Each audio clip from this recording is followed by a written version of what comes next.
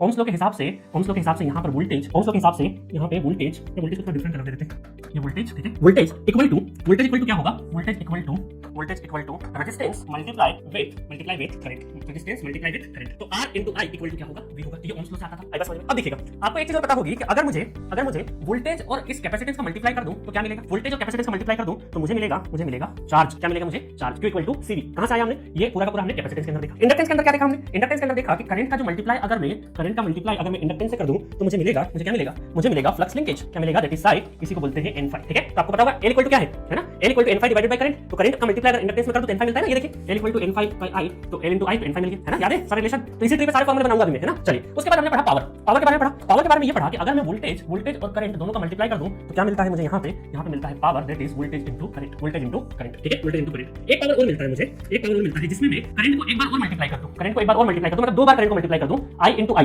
एक बार I, दूसरी बार दो बार I आ रहा है, तो I स्क्वायर into R, तो मुझे क्या मिलेगा, अगेन क्या मिलेगा, पावर। तो पावर के दो फॉर्मूले हो गए, है ना। मैं यहाँ पे लिख देता हूँ स्मॉल में ताकि आपको याद रहे। इन दोनों का मल्टीप्लाई क्या बन गया, I स्क्वायर R। तो I स्क्वायर R, करंट को दो बार मल्टीप्लाई किया डिस्टेंस, तो power equal to V into I होता है, power equal to I square R होता है। ठीक है, चलिए, चाहे तो V स्क्वायर बाय R बोल सकता है, बट उसकी ज्यादा नीड नहीं है। अब और दो तीन चीजें आपको बताता हूँ यहाँ। अगर मैं यहाँ पर इसका मल्टीप्लाई कर देता हूँ, इसमें d by dt, ठीक है, इस q का मल्टीप्लाई कर देता हूँ d by dt में, तो dq by dt क्या हो जाएगा, करंट। dq by dt क्या हो जाएगा, करंट हो जाएगा, है ना। dq by dt क्या हो जाएगा, करंट हो जाएगा। सिमिलरली अगर मैं इस n∅ का मल्टीप्लाई कर दूं, तो dn∅ by dt, तो n बाहर आ गया तो d∅ by dt क्या हो गया, voltage, that is Faraday law, ये हो जाएगा वोल्टेज, है ना। तो आप सोच रहे होंगे सर एक ही जगह आपने सारी चीजें बता दी, अब एनर्जी का क्या करें, एनर्जी की करते हैं बात। अब देखिएगा, एनर्जी की बात करें अगर हम लोग, तो यहाँ पर एनर्जी आप ध्यान से देखिएगा, है ना, एनर्जी की बात करते हैं। तो वोल्टेज का मल्टीप्लाई और q का मल्टीप्लाई ये होती है एनर्जी। वोल्टेज इनटू, तो मैं ऐसा लिख देता हूँ, वोल्टेज इनटू q, या फिर q इनटू v।